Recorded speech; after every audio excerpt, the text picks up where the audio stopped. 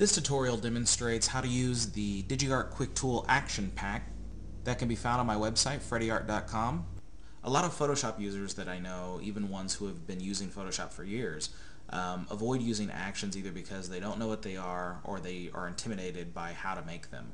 But they're actually pretty simple, and so I'm going to briefly touch upon that as well. And actions are great to cut down on tedious tasks, to improve automation, to speed things up. You can also set up a specific function key, all the F keys that are on your keyboard, and once you've exhausted those, then you can add either Shift or Command or both, or Control if you're on a PC. That way you can do these things with just the stroke of one or two keys. So they're worth getting to know. This action pack is a group of actions that I've collected and created throughout the years that has been very useful for me. I use them on every page basically, and I'm hoping that they can be useful to you as well. I've separated each of these actions with a prefix for either universal, which means that I use them all the time at any stage of the workflow from roughs through to inks. There's a group for wireframes, which are mainly used in the wireframe stage, and then finally for the ink section of the workflow. So I'm briefly going to go through each of these actions just to address what they do and where I generally tend to use them. Make new layer. The first one is making a new layer. That's the most common thing I do in Photoshop, so it makes sense to have an action of it. It just makes a new layer with the name new layer. Make Blueline adjustment layer. Next is a very commonly used action. It makes a light blue adjustment layer that makes everything underneath it look lighter blue, like non-photo blue, and then it also makes a new layer on top of it that you can begin sketching.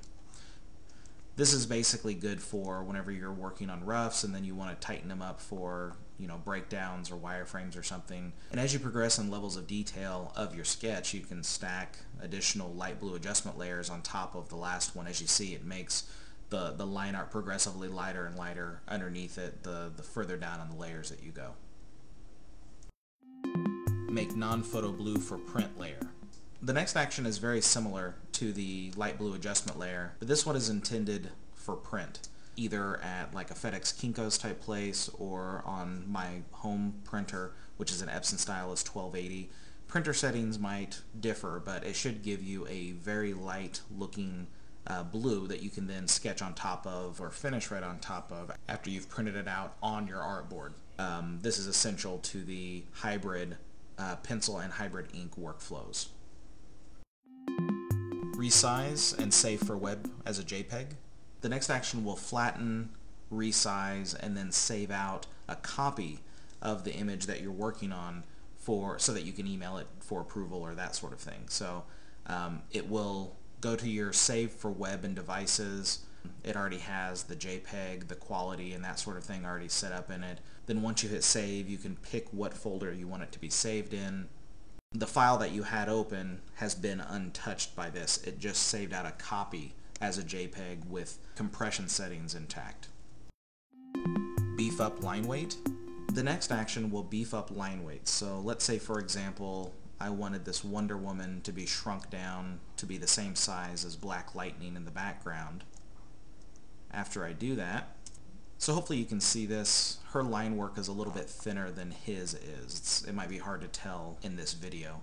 Just click on her layer, hit activate this action, and it just duplicated the layer of her line work and gave it a slight Gaussian blur.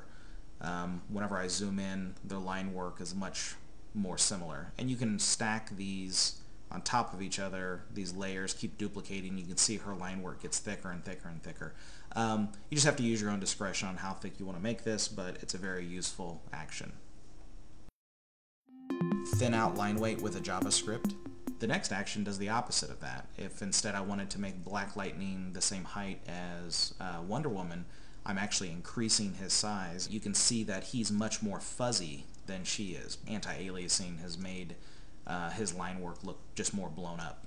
So this is the action that actually calls upon a JavaScript, and I'll explain at the end of this video how to set this up. It'll copy his line work, do a controlled threshold on it in a separate file, a temporary separate file, then it'll bring it back in and align it back up with his old line work, and the thresholded line work will take away a lot of that fuzz that you can see here on his elbow and stuff. So let's activate that.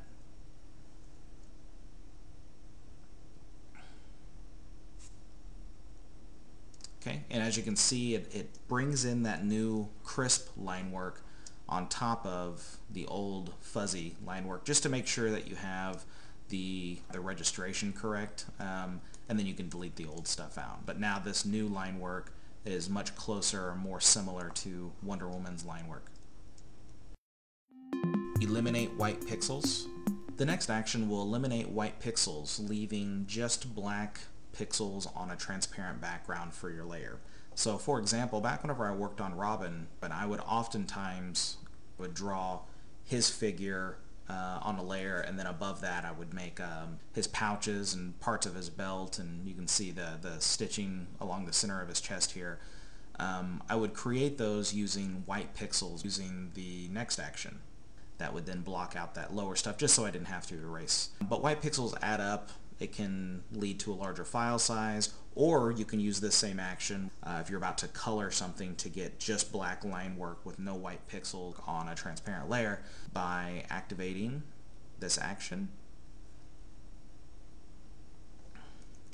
So here we have the old line work still in place just for you to check registration before you delete it, but then what's left afterwards is just the black line art on a layer by itself. No white pixels at all. Convert to wires/seams. This next action is an example of how I create some rope or some smoke and parts of belts, like in the last example. You would just draw it in black, and then whenever you activate this action, it'll convert those black pixels to white. It'll give a thin black contour line around the outside of that white shape. It's a great shortcut for a long list of things, including tatters and ropes, seams, all that kind of stuff. Temp layer group called Done.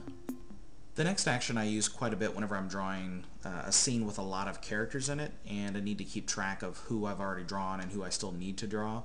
It just is a folder, so to speak, to hold the line work that you've already completed. So as I complete more line work, like for example Citizen Steel here, I would just drop him into this layer group. That way I can turn off what I've already done and still see what I need to draw, and I can also see kind of the how things are overlapping with each other. And then once I've completed all the line art for all those different figures or other elements, I just get rid of the group by hitting Command-Shift-G or Control-Shift-G for if you're on PC, which will remove the group but none of the contents of it. Inks layer group plus new layer. The next action is one that I use whenever I'm going to ink something. It makes a layer group called Inks and then a layer inside that you can start inking. I have a tendency to build up a large quantity of layers. Like I'll draw a couple of lines in the inks, and then I'll make a new layer so that I can see what the new set of lines might look like. And then at the end it's easy just to click on Inks, merge it all together, so then you just have one layer of inks itself. Expand selection and fill with black. The next action is also used during inks whenever you have an area that you want to fill in with black. So for example, his hair here, I'm using my magic wand tool set to sample all layers. It'll expand that selection by 2 pixels and fill with black. Why expand it by 2 pixels is just, if you don't do that and you fill with black, sometimes you'll get like a thin white halo around the selection that you wanted to fill. So this just helps to avoid that and saves time from doing it manually. Threshold, controlled bitmap. And the last action is one that allows you to control how your file is bitmapped whenever you're done with the inks before you pass it off to the colorist. What I mean by this is whenever looking very close at something, it's got an anti-alias line to it. It's got like a 1 or 2 pixels worth of kind of a fuzziness. You could just go to image mode bitmap, but then you're kind of at the whim of Photoshop, meaning if you have some line work that's a little fuzzy, then it will not give you any options on how much of that you want it to be black or how much you want to be white. So for example, in an area that has a lot of texture like this on the close-up of these dominoes, if you just go to image mode bitmap, some of that texture might be lost, or more of it might close up and turn to black than you wanted to. So if instead you use this action, it'll create a threshold layer which will still give you a bitmap look, But if you double click on the layer itself, you can adjust how much of that line work you want to drop out to white or how much you want to go to black. So creating a bitmap this way is much more in your control. You'll eventually still need to flatten it and save it as a bitmap before you pass it off to the colorist. But by that point, all of your adjustments from anti-alias to bitmap would have been done by yourself and in a controlled way.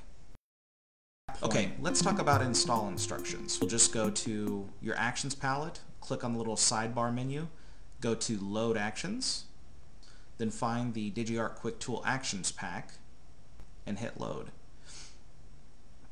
You can always add to or remove any of these actions if you want to. As you customize it further, you should then click on the sidebar and go to Save Actions, and then name yours version 1 or version 2, that sort of thing.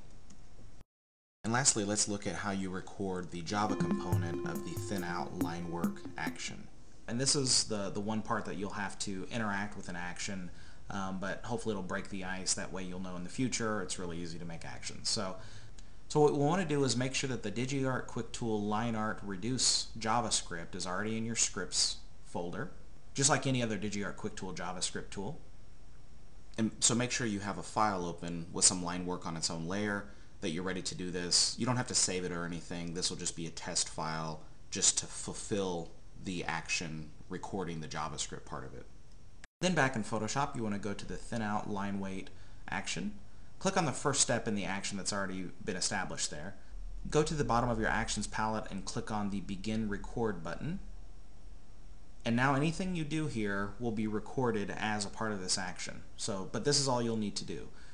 After you've hit Begin Recording, go to File, Scripts, and activate that Digi-Art Quicktol line art weight reduce. It'll run the JavaScript for the first time, and then it'll record that step as a part of your action here. After you've recorded that step, hit the Stop button. And from that point on, all you'll need to do is just activate that action, and it'll call upon that JavaScript, and it'll run through its steps, and it's as easy as that. This concludes the tutorial on the Digi-Art Quicktol Action Pack. Please visit my website, freddyart.com, for additional tutorials and other Digi-Art Quicktol downloads.